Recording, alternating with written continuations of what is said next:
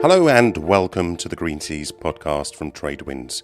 I'm Craig Eason, and in this episode we're going to be looking at the single biggest order for wind assist propulsions from a ship owner. This week's episode is brought to you with the support of Bureau Veritas. At Bureau Veritas, each and every one of us is by your side to help you navigate your decarbonisation journey and shape a better maritime world. UK-based ship owner Union Maritime has a hefty new building order book across Chinese shipyards. The order book now includes contracts to install wind propulsion systems from two different clean tech firms onto at least 34 ships. They consist of chemical tankers, MR tankers and the larger LR2 tankers. On top of that, Union Maritime has also said it's going to be taking a stake, take equity in one of those companies, UK-based Bar Technologies.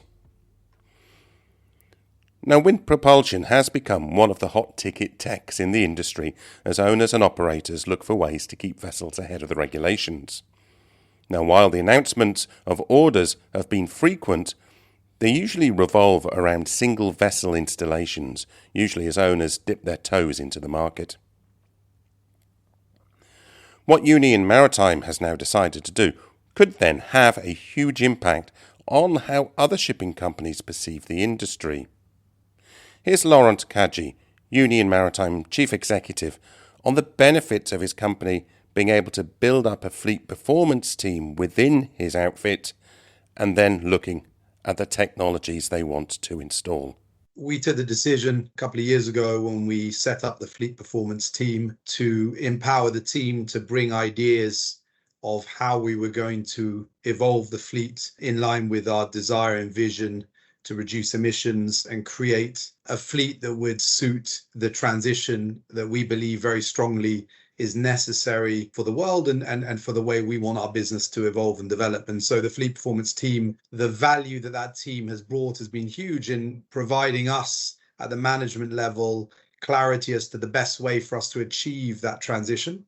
And wind as a big ticket play became the obvious choice for us to make the biggest moves from capital commitment. Wind was the angle that we've chosen to back wholeheartedly as the biggest bang for our buck and the place we've decided to commit the first wave of big capital because we see the value that we are deriving from wind as the most significant and therefore it warrants the biggest commitment from us. So it's very much in line with the transition vision.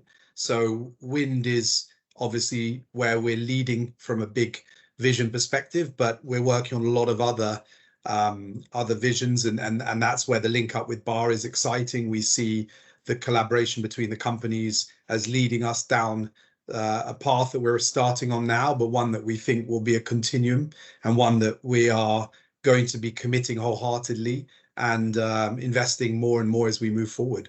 Now, the Union Maritime order book is for vessels that will be delivered between 2025-2027. There are at least 6 chemical tankers that will have Flettner rotors from Finland's Norse Power, possibly 12.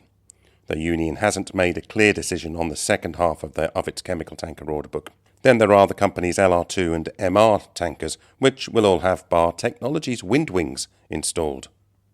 And on top of the order, as mentioned, Union Maritime has struck a deal with Bar Technologies to take a stake in the British tech firm, which already has Berger Bulk being a part owner. For Laurent Cadji, it makes, he says, good sense to take a stake as Union Maritime, he says, has a lot to offer from that performance and technology team. We see great harmony within the way that our technical unit and our fleet performance unit is envisaging our transition and the kind of creative energy at Bar. We see a real alignment there, and we feel that the next generation of developments that we're looking at will take us beyond wind wings, and Bar as a technology company have some really exciting visions which align well, and we see both companies providing a lot of cross value where our engineering skill set and our assets that can actually be physical test beds together with their vision and their speciality and their deep bench of knowledge within aerodynamics, we see that both entities bring a huge amount, and that we will create more value for Bath, which in turn creates more value for us, and the relationship grows from there. So we think that there's a perfect harmony in developing that further. The announcement was made in the run-up to this year's Posidonia in Greece, where I managed to catch up with Bar Technology's Chief Executive, John Cooper. Two elements to that deal. One, actually, there is a significant number of new build tankers. So new build tankers not just in one yard, but actually in 8 new build yards in China. So that's a really big thing for Bartek as a medium-sized company. I'm not going to say a small company anymore, but now a medium-sized company. And a big news for the industry, because that propels us right to the top as market leaders, as we believe. And Union Maritime are playing a big part of that, and so much so that they love the technology so much. A bit like Remington, they bought the company. So they've actually invested in the business as well, and we're welcoming them to the board of Bartek to help us with the strategy. And it is our strategy to bring trade investors in, so we can all enjoy this journey together. Now, the order from Union Maritime will require Norse Power and Bar Technologies to ramp up their production. It now makes sense why both companies announced earlier this year how they were beginning to sign contracts with manufacturer firms in China to make their systems. Here's John Cooper again. China merchants are an incredible business. Every time I go there, they've got 10 new engineers working on the team that's going to actually manufacture these wind wings. So the first couple of wind wings will be made in a similar fashion to our first 6 that are now on the water, i.e. individual wings, but now they are building a production line. It's an incredible business, Craig. They've bought in completely to the concept, incredible people, and working very, very hard to build them in the same way as you would build cars. So full production line. Now, from my point of view, this deal significantly ups the number of vessels that will have systems installed, and it is the first fleet-wide example. This, say both Cadji and Cooper, will give confidence to the market of the technology and give confidence about the decarbonisation route. We think it's really exciting in the sense that I think when people started talking transition, immediately it was, well, what's the next fuel? Let's assume there's this sort of wonder fuel that all of a sudden takes us where we need to be and everything's net zero and we're fine. And I think that we see the complexity of shipping, and I think the last 2 years has evidenced how complex the fabric of shipping is when you start bringing in global complexity with wars or issues, geopolitical and other.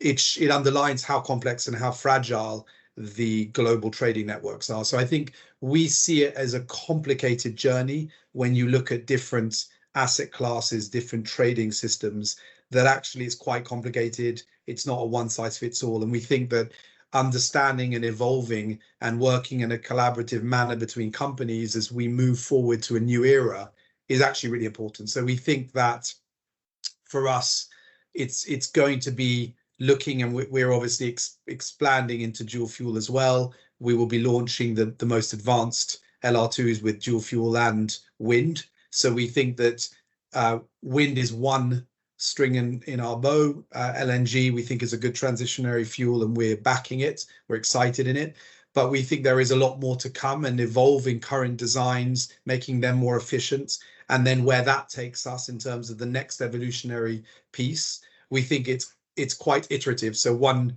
development leads to the next versus a single silver bullet solution. It's much more nuanced than that. So we feel that being front and center in that and being well positioned to continue that evolution is really important.